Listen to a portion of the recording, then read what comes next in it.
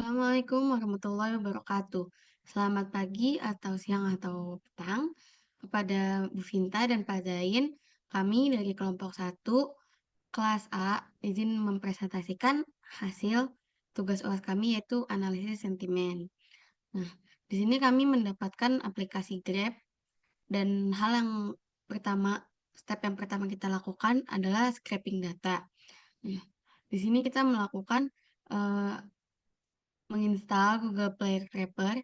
Eh, Sebelumnya scraping data ini berfungsi untuk mengambil data dari ulasan aplikasi. Karena kami mendapat Grab, jadi kami mengambil ulasan dari Grab. Nah, lalu kita menginstal Google Play Scraper dengan kode suruhan seperti ini dan install library Google Play Scraper ini menggunakan pip. Google Play Scraper digunakan untuk mengambil data dari data aplikasi dari Google Play Store seperti rating. Nah, untuk kode from Google underscore Play underscore Scraper import app ini mengimpor fungsi aplikasi dari library Google Play Scraper di mana aplikasi ini merupakan fungsi utama untuk mengambil informasi detail tentang aplikasi tertentu dari Google Play Store. Selanjutnya kami juga mengimpor Pandas SPD dan ini tuh berfungsi untuk mengimpor library Pandas yang digunakan untuk memanipulasi data dalam bentuk tabel atau data frame. Dan kenapa kita menjadikannya SPD? Agar lebih memudahkan untuk menulis, mempersingkat pemanggilan fungsinya ketika kode coding nanti. Nah, kami juga mengimport NumPy SNP disingkat dengan alasan yang sama untuk memudahkan ketika coding nanti dan NumPy ini berfungsi untuk mengomputasikan numerik seperti manipulasi array, operasi matematika, dan statistika pada data. Di sini sudah ketika di-run, hasilnya meng-collecting Google Play Scraper dan loading bla bla bla. Langkah kedua, kita memulai scraping data. Ini mengimpor fungsi dan objek yang dibutuhkan untuk scraping ulasan atau review aplikasi dari Google Play Store. Nah, aplikasinya kan karena Grab Taxi, karena kami tugas dapatkannya Grab Taxi. Nah, ini tuh berfungsi, ini ini berfungsi untuk memanggil ID-nya, ID aplikasinya tersebut. Nah, kalau ini language sama dengan ID karena kita memfokuskan ulasan yang berasal dari yang memakai bahasa Indonesia. Dan untuk country underscore ID juga kami memfokuskan mengambil ulasan yang berasal dari negara Indonesia. Lalu sort most relevan ini kita menentukan bagaimana ulasan ini diurutkan. Di sini kami mengurutkan berdasarkan relevansi atau ulasan yang paling bermanfaat. Untuk count-nya sama dengan 1000 yang dimaksudkan dengan menentukan jumlah ulasan yang akan diambil. Dan untuk filter underscore score underscore width sama dengan none. Ini kami menentukan filter berdasarkan score rating. Di sini kami memakai none. Jadi ulasan akan diambil tanpa memfilter skor rating tertentu. Tuh. Dan untuk langkah selanjutnya, ini ada kode dengan df underscore busu sama dengan pandas.dataframe nparray review. Ini membuat data frame menggunakan data yang diperoleh dari result yang tadi di atas ini. Nih. Aduh ya, salah ini di sini. Nah, lalu selanjutnya ada kode join pd data frame review atau list gitu. Itu berfungsi sebagai menguraikan kolom review menjadi beberapa kolom baru di data frame. Lalu busu.head ini menampilkan 5 baris pertama, ditunjukkan 5 baris pertama 1 2 3 4 5. Ini dimulai dari angka 0 hingga angka 4 jadi 5 pas. Lalu selanjutnya ada line dalam kurung df underscore busu.index tutup kurung. Maaf, yang menghasilkan 1000. Ini menampilkan jumlah baris dari data frame. Karena tadi kita memasukkannya 1000, di sini di count sama dengan 1000. Nah, berarti kita sudah benar ya, sama-sama 1000. Lalu, selanjutnya ada di if underscore busu dalam kurung username score at content, lalu dot head. Ini menampilkan jumlah Salah. Maaf. 1000. Benar. Ini menampilkan kolom username, kolom score, kolom add konten dari data frame yang tadi kita bikin. Dengan hasil seperti ini, seperti biasa ada 5 kolom, maaf. Lalu selanjutnya ada kode dengan seperti ini, sama seperti tadi ada username, score, add, dan konten.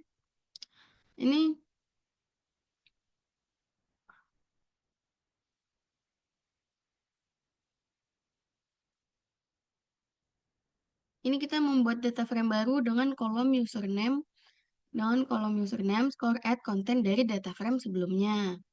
Nah, lalu untuk kode selanjutnya yang sort df underscore new ini, kita mengurutkan data frame tersebut berdasarkan tanggal ulasan secara menurun. Dari tanggal terbaru hingga yang terlama, terlihat di sini ya, dari yang terbaru hingga yang terlama. Ini lebih ke jam sih kalau kami, yang kami dapatkan ya. Itu terus eh, lalu selanjutnya ada sorted underscore df.head seperti biasa menghasilkan 5 baris pertama. Lalu selanjutnya ada my underscore df, sorted df, username, score, add, dan konten. Ini membuat data frame baru dengan kolom username, score, add, konten dari sorted underscore df dari sini. Jadi, wow, maaf ya, balik-balik lagi. Jadi ini lebih dirapikan lagi. Yang paling terakhirnya sudah disaring 3 kali gitu seperti itu. Nah, seperti biasa ini konten score dan df.head menghasilkan 5 baris pertama. Gitu. Maaf, untuk konten dan score ini membuat data frame baru dengan kolom konten hanya dari kolom konten dan score dari my underscore df sebelumnya. Jadi hasilnya hanya konten dan score gitu. Untuk angka kedua, kami melanjutkan dengan labeling. Nah, labeling ini sendiri merupakan proses memberikan kategori atau label pada data untuk analisis yang lebih lanjut. Nah, dengan kode ini for index row in my underscore df dot iteros tutup kurung buka kurung tutup kurung, ini dimaksudkan untuk melakukan perulangan pada setiap baris dalam df. Untuk if row ini score sama dengan 1 or row score sama dengan 2 ini dimaksudkan memeriksa apakah nilai tersebut dalam kolom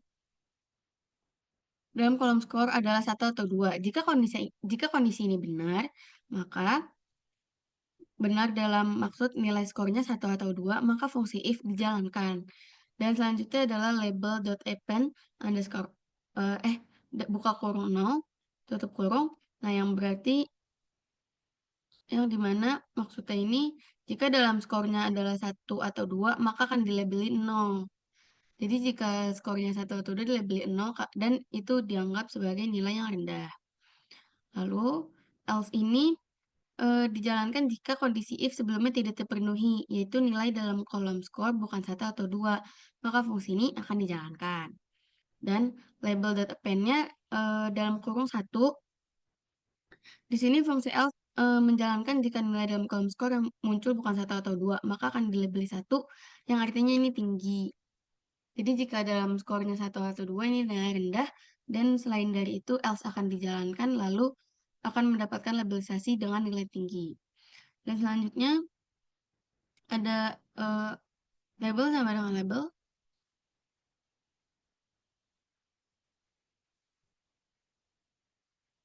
Nah, ini membuat kolom baru di dalam underscore df. Oh, maaf. Underscore df dengan underscore df dengan nama label yang berisi labeling berdasarkan evaluasi nilai skor sebelumnya. Lalu kode selanjutnya kami menjalankan my underscore df dot head buka kurung tutup kurung. Seperti biasa ditampilkan 5 konten ke atas. Di sini bisa dilihat sendiri ada konten underscore, ada label. Itu dari my underscore df sendiri. Maaf, balik lagi. Nah, untuk yang terakhir, langkah terakhir dari label ini, kami kami menyimpan my underscore df ke dalam file CSV dengan nama data percobaan, satu n dengan tidak menyertakan kolom indeks. Ketika menyimpan data ke file CSV, karena biasanya Pandas ini menyertakan kolom indeks ketika menyimpan df ke dalam CSV. Itu. Gitu. Selanjutnya untuk processing data akan dilanjutkan oleh teman saya, Muhammad Jordan. Sebelumnya maaf, eh, saya bernama Maritza Rizkia dengan NIM 2310414030. Selanjutnya akan dilanjutkan oleh Muhammad Jordan.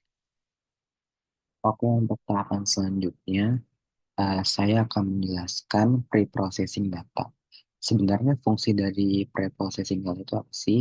Oke, jadi dia untuk membersihkan, menyaring, dan mengubah data agar lebih siap dan berguna untuk analisis. Bertujuan untuk membuat data teks lebih bersih dan terstruktur agar model machine learning bisa lebih efektif dalam memahami dan mengolah. Nah, jadi untuk my DF content, yaitu fungsinya mengubah teks menjadi lowercase. MyDef content itu mengubah semua konten dalam df menjadi huruf kecil dalam mengakses fungsi .str dan .lower.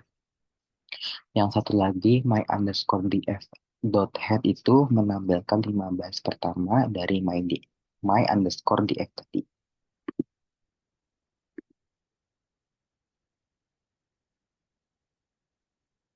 Selanjutnya, setelah pre-processing data, ada proses yang namanya normalisasi, yaitu mengubah kata ke bentuk yang lebih sederhana atau untuk memenuhi tujuan tersendiri.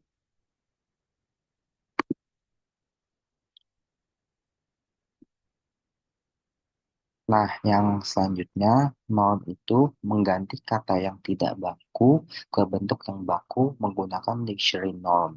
Misalkan pakai, yang tadinya disingkat menjadi YG menjadi yang baku, si menjadi si, pesan menjadi pesan, error yang tadinya cuma satu R-nya menjadi error dan lebihnya.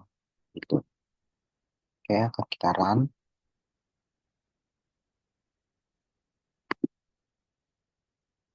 Deformalisasi yaitu mendefinisikan fungsi normalisasi, merujuk pada perulangan untuk memeriksa setiap kata tidak baku dalam norm sebelumnya. str underscore text sama dengan str underscore text underscore replace itu digunakan untuk mengganti kata tidak baku dengan kata yang baku yang ada di norm. Setelah seluruh kata tidak baku diganti dengan kata baku, fungsi return akan mengembalikan teks yang sudah dinormalisasi.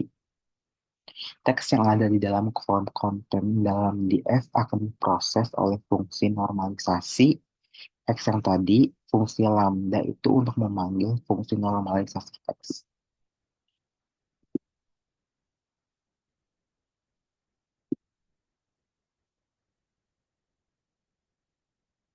Selanjutnya ada tahap stop words, yaitu untuk merupakan kata-kata yang sering muncul di teks, tetapi tidak memberikan informasi yang berarti atau penting, seperti kata penghubung, kata ganti, atau kata depan. Ketika dalam analisis teks atau NLP, biasanya stop words akan dihapus agar bisa fokus pada kata-kata yang lebih bermakna. Selanjutnya, kita akan menginstal Sastrawi, merupakan library Python yang biasa digunakan untuk stemming dan bisa juga untuk stop words.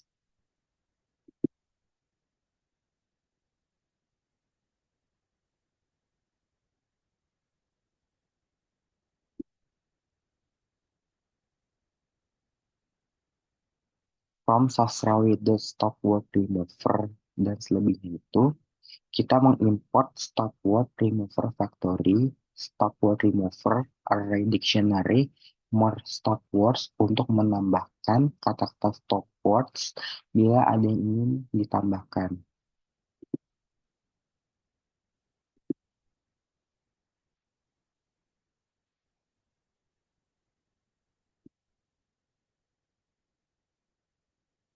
Selanjutnya kita akan melakukan run ini.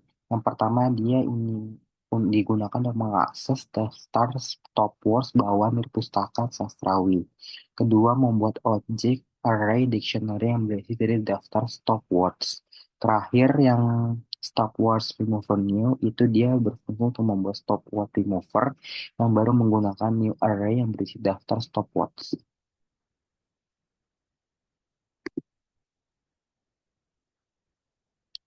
Selanjutnya, def stopwords str underscore text yaitu berfungsi untuk mendefinisikan untuk menerima satu parameter yaitu str underscore text yang merupakan teks yang ingin diproses. Selanjutnya, yang kedua yaitu fungsi remove digunakan untuk menghapus kata-kata yang ada dalam daftar stopwords dari teks yang diberikan.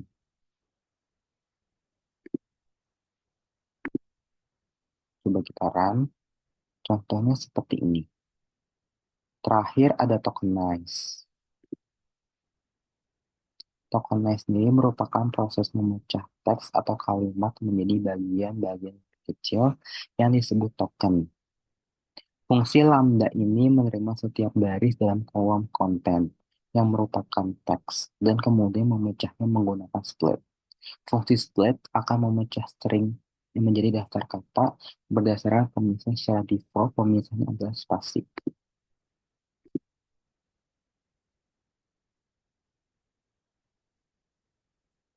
Sekian penjelasan pre-processing data. Untuk selanjutnya akan dilanjutkan oleh rekan saya yang bernama Muhammad Farel Noval Iqbal.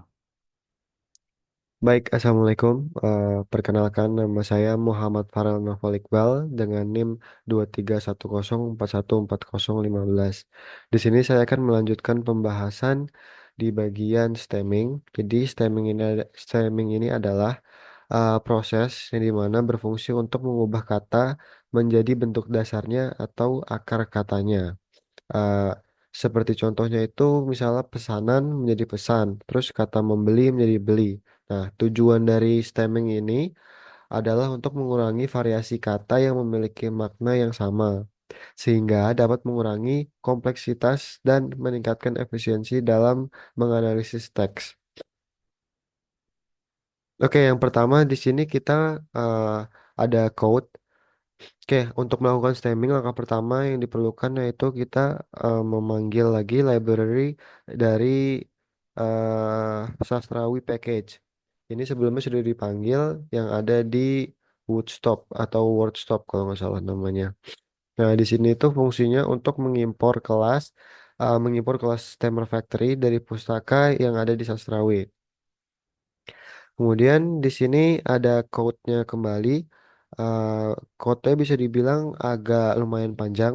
Jadi ini saya salin, tapi kurang lebih penjelasannya adalah yang pertama ini def stemming atau ulasan. Jadi kategori konten yang dipanggil tuh hanya ulasannya saja, seperti komentarnya itu. Jadi tidak memanggil kembali data-data seperti username, ratingnya, dan juga tanggal melakukan komentar itu tidak dipanggil. Jadi hanya dikhususkan kepada komentar ulasannya. Kemudian selanjutnya ada factory, di dalamnya ada stemmer factory dan juga stemmer yang di dalamnya ada factory create stemmer. Di sini istilahnya itu adalah proses dalam melakukan pemotongan kata yang sebelumnya dari kata yang tidak memiliki arti atau berimbuhan menjadi kata dasarnya yang tadi seperti saya sudah sebutkan sebelumnya. Kemudian di sini ada do yang di dalamnya ada dalam kurung. Di sini fungsinya untuk membuat list kosong untuk menampung kata-kata setelah stemming dilakukan. Selanjutnya ada for W in ulasan. Bagian ini akan memeriksa setiap kata dalam ulasan. Jadi setiap kata yang dicek itu pasti akan diperiksa kembali oleh sistemnya. Kemudian di sini ada DT yang di dalamnya ada stemmer dot stem W. Jadi setiap kata yang diperiksa, misalnya berlari, akan diproses dengan stemmer dot stem W yang akan mengubahnya menjadi bentuk dasarnya. Misalnya yang darinya berlari menjadi lari, begitu. Dan selanjutnya ada do dot append dalam kurung DT. Jadi setelah kata diubah menjadi bentuk dasar, kata tersebut ditambahkan ke dalam daftar do gitu. Maksudnya apa do? Jadi di sini kan ada d underscore clean yang di dalamnya dalam kurung. Terus d underscore clean yang di dalamnya ada tanda kutip kosong dot join dot do. Jadi di sini maksudnya setelah semua kata yang diproses menggabungkan kata-kata yang sudah diubah menjadi satu kalimat lagi. Jadi kata-kata ini dipisahkan dengan spasi. Itu spasi itu yang ada di dalam tanda kutip itu. Dan selanjutnya ada print dalam kurung d underscore clean. Jadi fungsi ini akan menampilkan hasilnya di layar, yaitu kalimat yang sudah diubah menjadi bentuk dasar. Kemudian return d underscore clean di sini fungsi ini akan mengembalikan hasil teks yang sudah diproses untuk bentuk dasarnya, yang kemudian bisa digunakan untuk analisis lebih lanjut. Oke, setelah sudah melakukan bagian flow yang ini dilanjutkan dengan mentokenize. Jadi tokenize itu memilih atau memilah filterisasi kata-kata yang sudah dipotong gitu.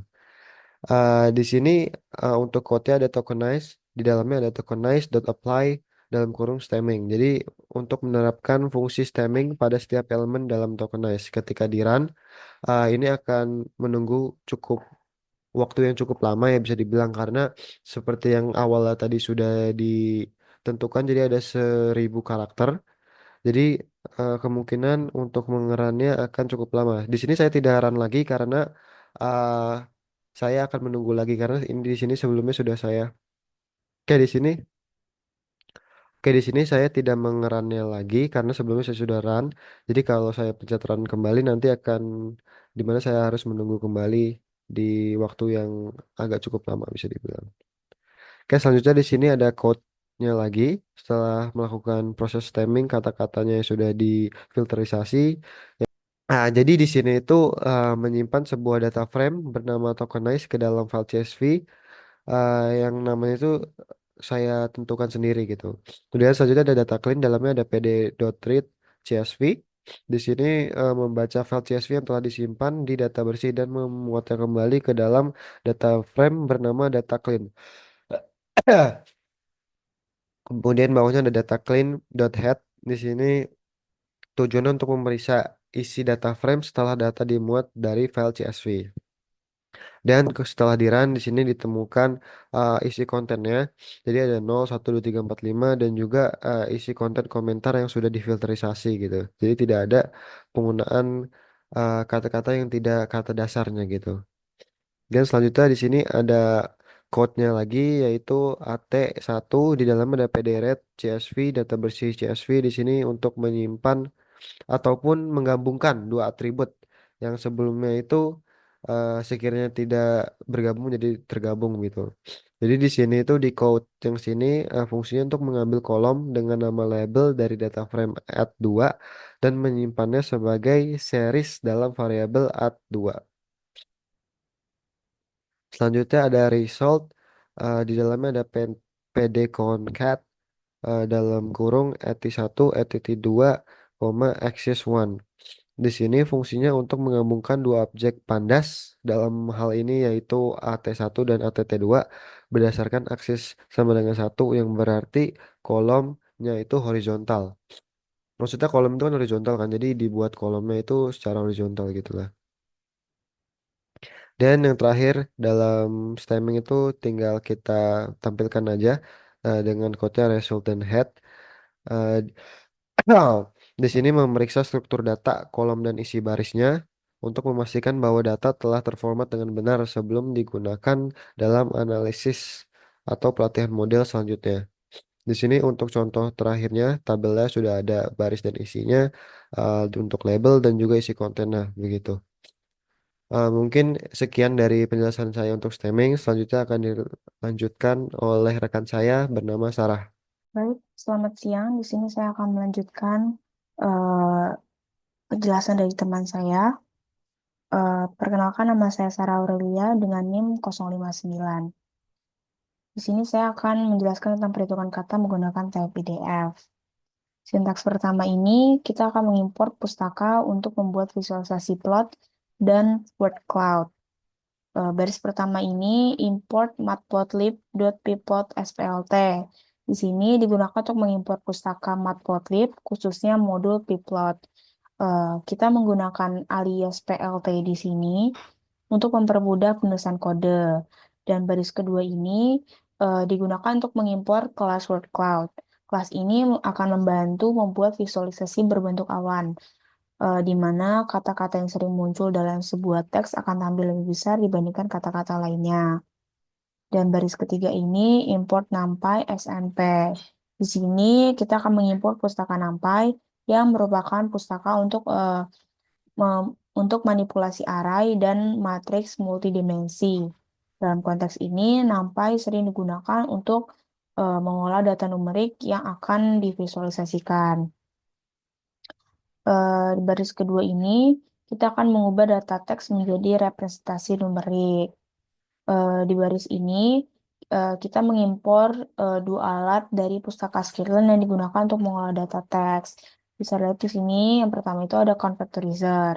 Alat ini mengubah teks menjadi angka dengan menghitung frekuensi kemunculan setiap kata dalam teks. Proses ini dikenal sebagai backover. Lalu kata kedua di sebelahnya itu ada fit transformer. Alat ini eh, digunakan untuk mengubah hasil backover menjadi representasi yang lebih bermakna dengan menggunakan skor TF IDF. Lalu selanjutnya itu ulasan dot is null dot sum. Ini di sini kita akan menghitung jumlah nilai yang menghilang dari variabel ulasan. Baris kode ini kita akan memeriksa apakah ada missing value-nya dalam kolom tersebut, dalam kolom variabel. Jika ditemukan nilai kosong seperti ini, nilai tersebut akan diganti menjadi eh, dalam kurung string tidak ada komentar ini. Seperti ini. Selanjutnya, CF sama dengan convectorizer. Di sini, di sintaks ini, eh, sintaks pertama ini, CF sama dengan convectorizer. Yang ini aku jelasin convectorizer-nya. Convectorizer ini adalah sebuah fungsi dari pustaka Sklearn yang digunakan untuk mengubah data teks menjadi representasi numerik. Dan pada saat ini convectorizer disiapkan untuk mengkonversi teks menjadi matriks yang menunjukkan frekuensi kemunculan kata-kata dalam teks tersebut. Lalu term fit ini, fungsi fit di sini, di baris kedua ini, digunakan untuk mempelajari dan menghitung kata-kata unik dalam koleksi teks ulasan. Dan fit ini akan mengidentifikasi semua kata-kata yang muncul dalam teks, menyimpannya dalam vocabulary atau kamus yang unik, dan menyimpannya dalam vocabulary ya. Dan fungsi print ini digunakan untuk menampilkan jumlah kata unik tersebut di atas. Bisa kita lihat di sini jumlah kata uniknya adalah 3192. Dan di bawah ini, kolom pertama ini, dan hasilnya seperti ini. Kolom pertama ini kata uniknya, kolom kedua ini adalah tata letak kata uniknya. Lalu selanjutnya term frekuensi all. Fungsi transform ini digunakan untuk mengubah teks ulasan yang telah dianalisis sebelumnya oleh fit menjadi matriks frekuensi data. Dan matriks ini akan menunjukkan berapa kali setiap kata muncul dalam masing-masing ulasan. Dan fungsi print-nya ini digunakan untuk menampilkan matriks tersebut. Di sini bisa kita lihat hasil Stalgirani. Kolom pertama ini ialah jumlah dokumennya, kolom kedua adalah tata letaknya, dan kolom ketiga adalah hasil transformnya.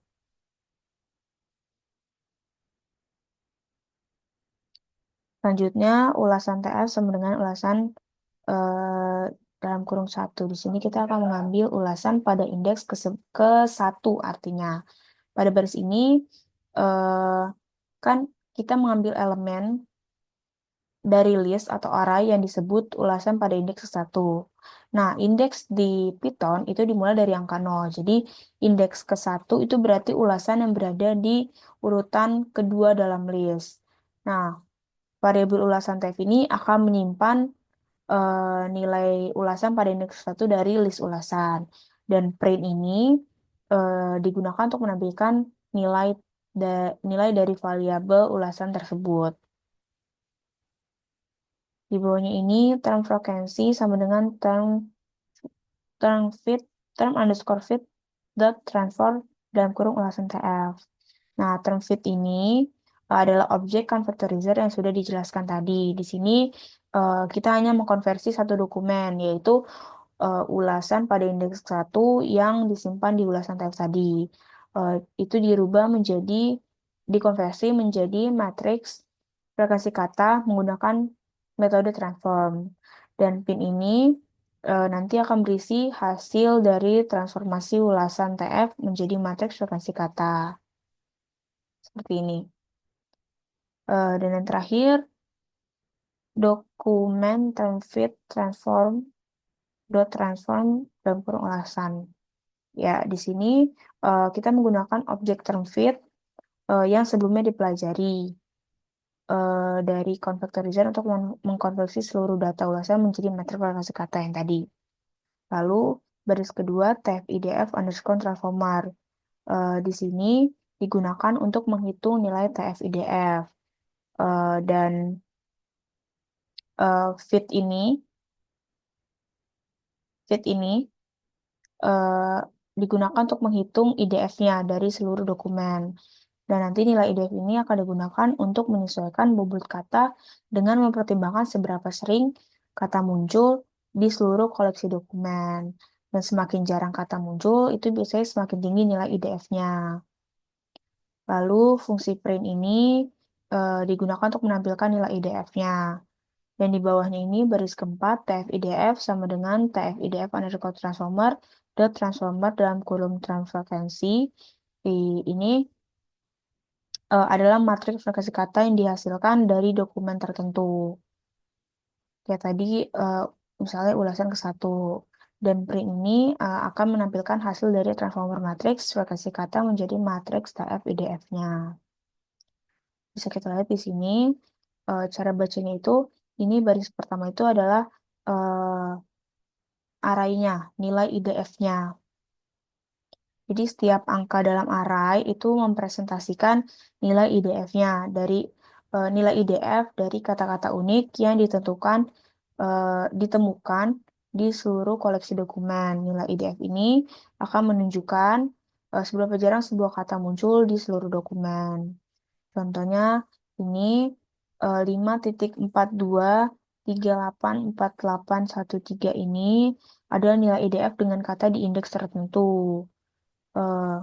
Terus kata-kata dengan nilai IDF ini, nilai IDF tinggi, misalnya 7.215607 ini, itu artinya lebih jarang muncul di seluruh dokumen dan dianggap lebih informatif. Nah, sebaliknya, kata dengan IDF lebih rendah seperti ini, 5.34380542 ini, berarti cenderung lebih sering muncul di banyak dokumen dan kurang informatif. Lalu, hasil yang ini, itu adalah matriks TF-IDF-nya. Cara bacanya itu, kolom pertama itu dokumennya, kolom kedua indeks katanya, dan kolom ketiga adalah nilai TF-IDF-nya. Misalnya nih, kita ambil baris pertama. Berarti cara baca itu kata di indeks ke-185 dalam kamus memiliki bobot TF-IDF sebesar 0.25741. Nah, itu ada di dalam dokumen ke-0. Gitu. Dan misalnya kita ambil lagi ke nilai ini baris keempat yang ini. Misalnya kita ambil baris keempat yang ini. Cara bacanya kata di indeks ke-387 dalam kamus memiliki bobot TF-IDF yang lebih tinggi, yaitu 0.43031. Nah, ini berarti menunjukkan bahwa kata ini lebih relevan untuk dokumen ke-0 dibandingkan kata-kata yang lain. Baik, sekian penjelasan dari saya. Penjelasan selanjutnya akan dijelaskan oleh teman saya, Adityan Fausrin. Baik, selanjutnya di sini kita akan melakukan visualisasi atau Natural Language Processing atau NLP. Nah, di sini yang langkah pertama itu kita akan membuat subset data bernama train_s0. Nah, ini caranya adalah dengan mengambil baris-baris dari data di my_df, di mana nilai pada kolom di label ini adalah 0. Jadi, maksudnya kita ambil konten atau review-review yang labelnya itu 0 dari data frame kita sebelumnya, yaitu my_df, dan kita akan masukkan ke subset data train_s0. Nah, di sini tujuannya adalah kita ingin fokus hanya pada data dengan label 0 tersebut. Jadi sehingga data lain itu kita abaikan. Jadi yang labelnya 1 itu kita abaikan. Nah, selanjutnya kita akan memperhatikan kolom konten ya pada subset data tadi train s_0. Jadi jika ada nilai kosong di dalam konten ini, kita akan mengisinya dengan value tidak ada komentar. Nah, mengapa ini dilakukan? Karena nilai kosong dalam data itu bisa menyebabkan masalah nantinya saat dianalisis atau diproses lebih lanjut. Nah, jadi dengan menggantinya dengan tidak ada komentar ini, kita bisa memastikan bahwa semua baris itu diisi dengan valid. Nah, setelah itu, jika semua konten yang NA itu sudah diganti dengan tidak ada komentar, selanjutnya kita akan memerintahkan ya, untuk menampilkan 5 baris pertama dengan head ini, fungsi head. Nah, di sini kita bisa lihat di 5 baris pertama subset datanya itu, di sini labelnya itu sudah terkelompokkan menjadi 0 semua. Jadi tidak ada label 1 ya. Jadi label 0 semua. Jadi bisa dikatakan bahwa train_s0 ini merupakan review-review yang labelnya itu 0 semua, tidak ada yang 1 aja, karena yang 1 tadi sudah diabaikan. Nah, selanjutnya kita akan memahami bagaimana sih membuat visualisasi dari word cloud dari data tadi ya, data yang sudah kita buat, yaitu yang train_s0 ini, subset datanya. Nah, di sini langkah pertama yang akan kita lakukan itu adalah mengimpor library word cloud itu dari Python yang memungkinkan kita untuk membuat visualisasi teks dalam bentuk awan kata nanti. Nah, di sini kita akan mengimpor dari modul word cloud ya, dari Python. Kita akan impor word cloud, kelas word cloud ini dari modul word cloud dari Python. Nah, di sini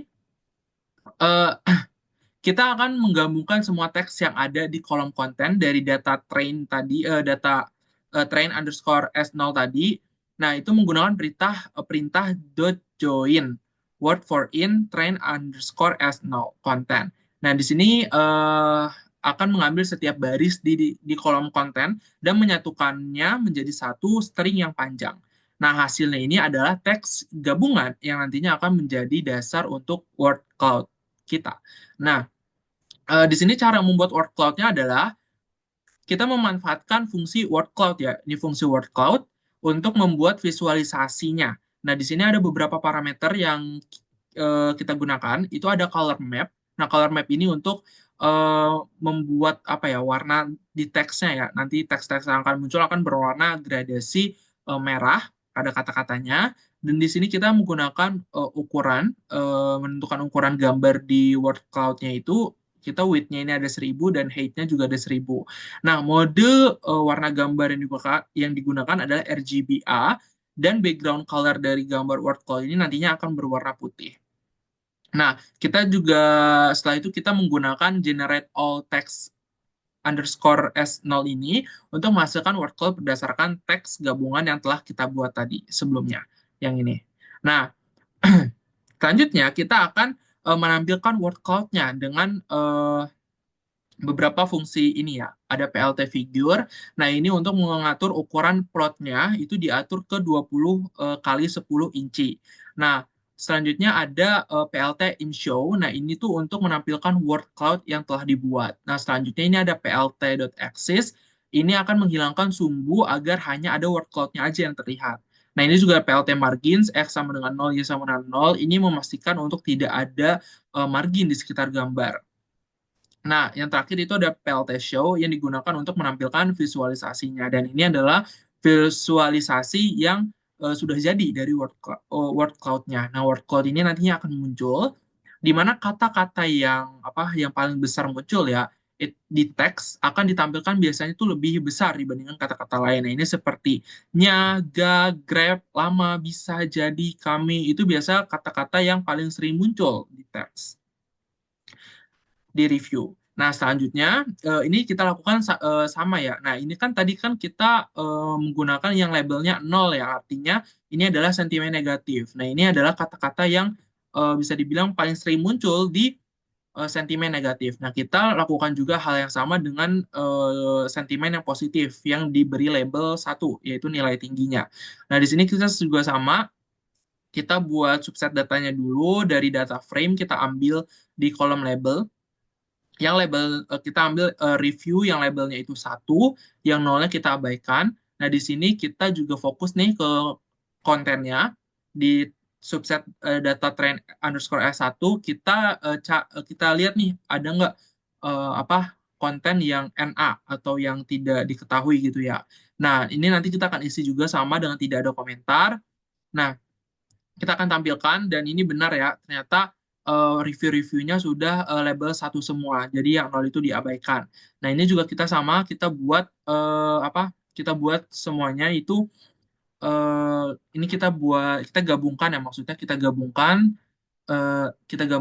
terus kita akan juga buat word cloud-nya, visualisasinya. Kita ini masih sama ya dengan sentimen negatif, tapi bedanya di sini kita bedakan warnanya aja.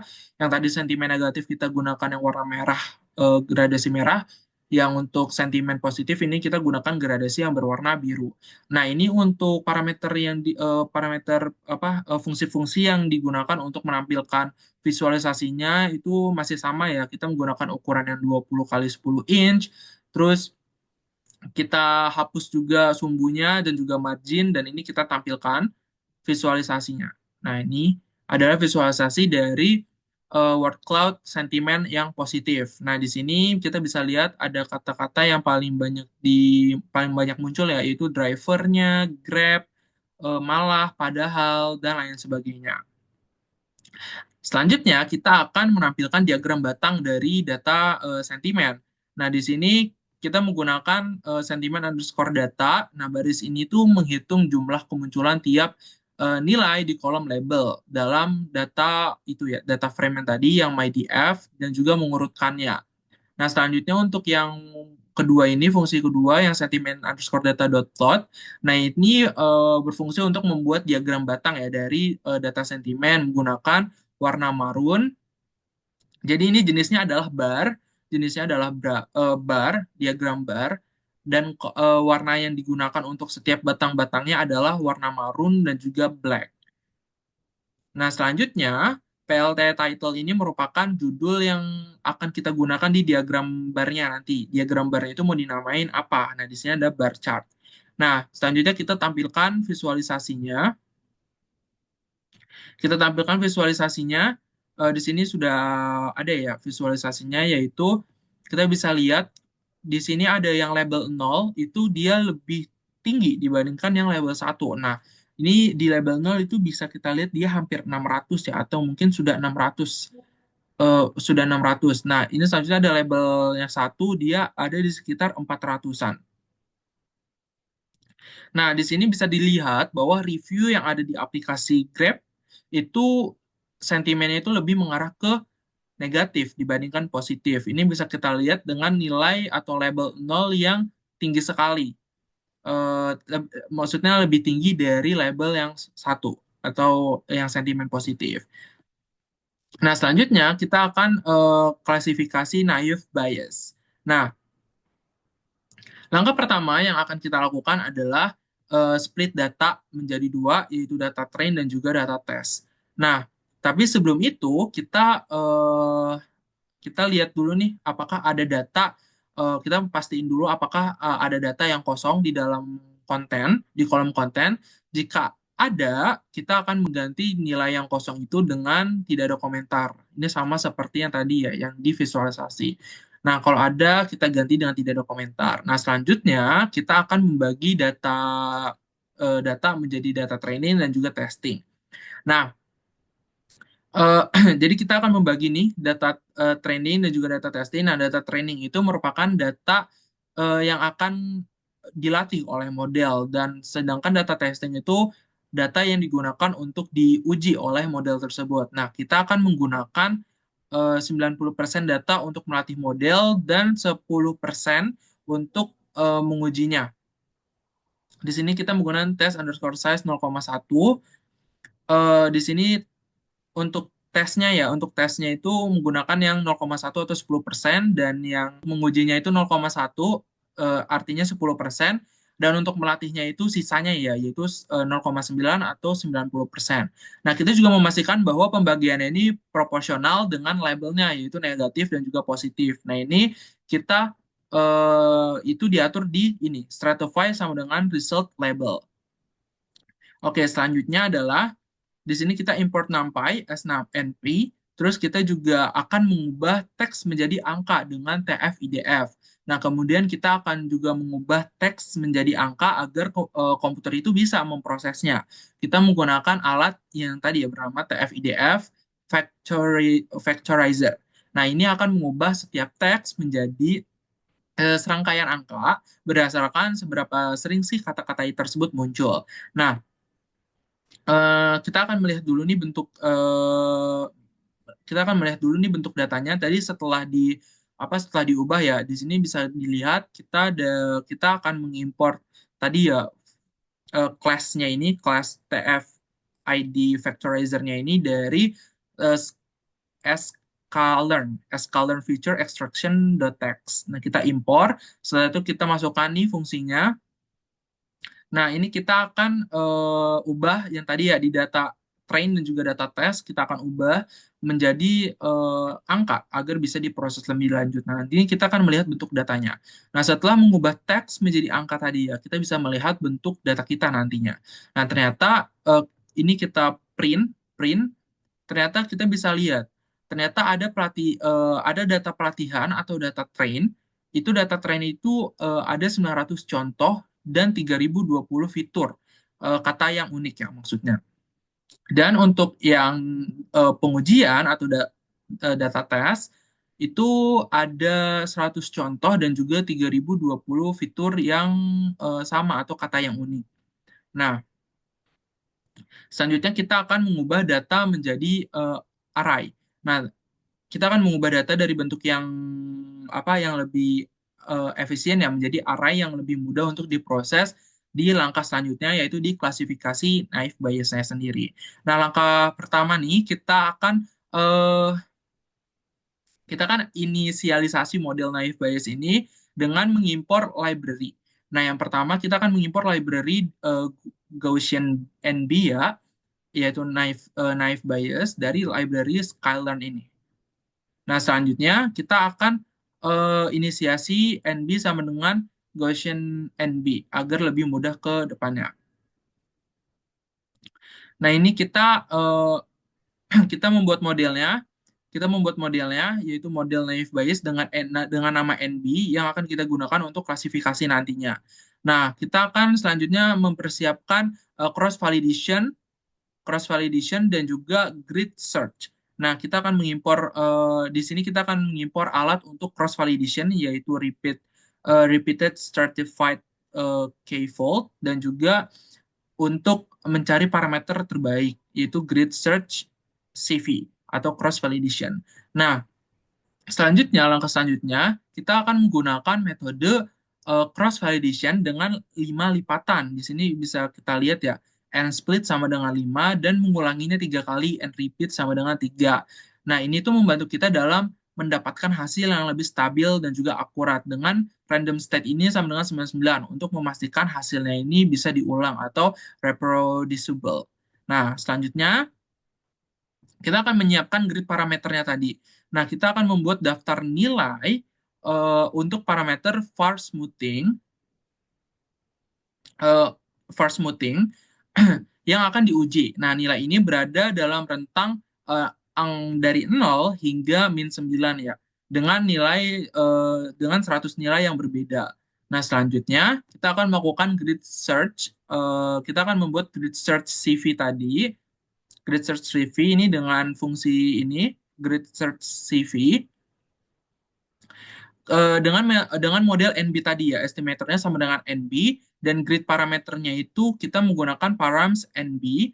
Terus metode cross validation-nya itu kita menggunakan CV underscore method, dan kita minta untuk mengecek prosesnya, yaitu variable sama dengan 1. Nah, kita menggunakan akurasi sebagai metrik. Ini scoring akurasi ini sebagai metrik. Nah, selanjutnya kita akan eh, melatih model dengan data X-train dan juga Y-train untuk mencari parameter terbaiknya. Nah, di sini GSCV underscore NB params akan memberikan parameter terbaik yang ditemukan oleh grid search. Nah, kita akan menetapkan model naive Bayes dengan parameter yang for smoothing terbaik yang ditemukan. Nah, selanjutnya kita akan melatih model naive Bayes dengan data pelatihan X-train dan juga Y-train. Terus kita akan membuat prediksi. Kita akan membuat prediksi menggunakan model yang telah dilatih untuk memprediksi label dari data pengujian X-test-nya. Nah, selanjutnya ini tadi ya. Ini tadi. Dan selanjutnya kita akan confusion matrix atau melihat evaluasi dari model yang sudah kita buat tadi ya. Nah, di sini bisa dilihat untuk baris pertama itu ini kita import aja confusion matrix dari scalar.matrix. Terus ini kita import juga classification report dari scalar matrix, dan kita juga import matplotlib-nya as PLT. Nah, di sini kita bisa lihat setelah kita running semua confusion matrix dari model-model yang di atas tadi ya, itu kita running dan didapatkan evaluasinya. Di sini ada confusion matrix 40, 20, 16, 24. Nah, ini artinya adalah yang baris pertama itu baris yang atas ini, confusion matrix dari Y-test dan juga Y-prediction NB. Nah, nah, di sini artinya confusion matrix ada 40, 20, 16, dan juga 24, di mana di mana artinya adalah di baris pertama ini adalah yang confusion matrix dari Y-test dan juga Y-prediction ya. Di sini artinya model memprediksi dengan benar bahwa 40 review adalah negatif atau labelnya 0. Nah, sedangkan 20 ini merupakan model itu salah memprediksi bahwa 20 review adalah positif, padahal sebenarnya adalah itu negatif. Nah, selanjutnya untuk yang baris kedua, itu model itu memprediksi dengan benar bahwa 24 review ini, model yang 16 dulu. Yang 16 ini merupakan model salah memprediksi bahwa 16 review itu adalah negatif, padahal sebenarnya adalah positif. Ini yang salah. Dan selanjutnya yang 24 ini artinya adalah model itu memprediksi benar bahwa 24 review adalah positif atau yang berlabel 1. Nah, di sini ada classification report-nya atau penjelasan dari klasifikasinya. Di sini kita bisa lihat ya, kelas 0 yang label 0 dan juga label 1 yang sentimen negatif dan juga positif. Di sini yang sentimen negatif itu artinya 0,71 ini merupakan 71% dari review yang diprediksi negatif itu benar-benar negatif. Sedangkan yang label 1 atau yang 0,55 ini berarti bahwa 55% dari review yang diprediksi positif itu benar-benar positif. Nah, selanjutnya itu ada recall. Nah, recall ini adalah total yang benar yang ditemukan oleh model. Nah, ini kelas 0 itu ada 67% ya, 0,67. 67% dari semua review negatif ini diprediksi dengan benar sebagai negatif. Terus yang kelas satunya ini, atau yang label satunya ini, itu berarti 60% dari review positif itu diprediksi dengan benar sebagai positif. Nah, untuk akurasinya ini kita bisa lihat bahwa 0,64. Jadi ini artinya adalah bahwa model itu memprediksi dengan benar ya 64% dari review. Nah, selanjutnya di sini ada F1 score dari label 0 dan juga label 1, dan juga dari macro average sama weight average-nya. Nah, itu dia merupakan analisis sentimen dari aplikasi Grab. Jika ada salah kata dan atau kekurangan, mohon dimaafkan. Itu saja. Wassalamualaikum warahmatullahi wabarakatuh.